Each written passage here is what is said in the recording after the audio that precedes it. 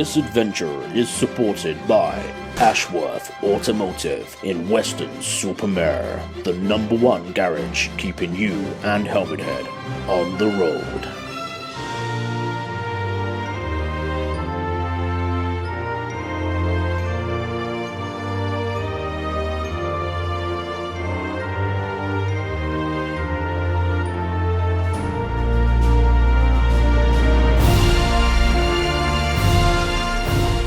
So, Donk, this is Senior Lord Head. Welcome back to the Pyrenees. As most of you will know, Helmet Head, his lordship, is doing a world tour. The first leg was to leave England and go all the way through France and right here in the Pyrenees. He then left his monkey bike here with me in the Pyrenees. So, as most of you will not know, when I was 16, I had my first Honda motorbike. It was a little motorbike and I went everywhere around London, going to football matches and everything else. A bit later in life, second time round, I got a Honda Sports Tourer, 1000cc, the very day I passed my full motorcycle licence.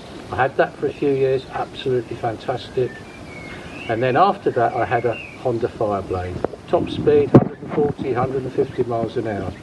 So you can imagine when Helmet Head decides on a little 125 he's going to do a world tour on a little pop motorcycle, I thought, you're bonkers. Anyway, he's done it. He's got here, he's in the Pyrenees, his next leg going to Spain, then after that he's going to Portugal, and he's got a few mates coming down and they're going to go across Portugal, etc. And then I was speaking to him the other day and he said, I'm really off, I'm one short for the trip to Portugal. I said, oh, that's a shame. He said, yeah, he said the bikes are all lined up, they're all monkey bikes, da-di-da-di-da. And I said, I still think you're mad, a little bike like that. Then I thought about it and I thought, maybe, why don't I go?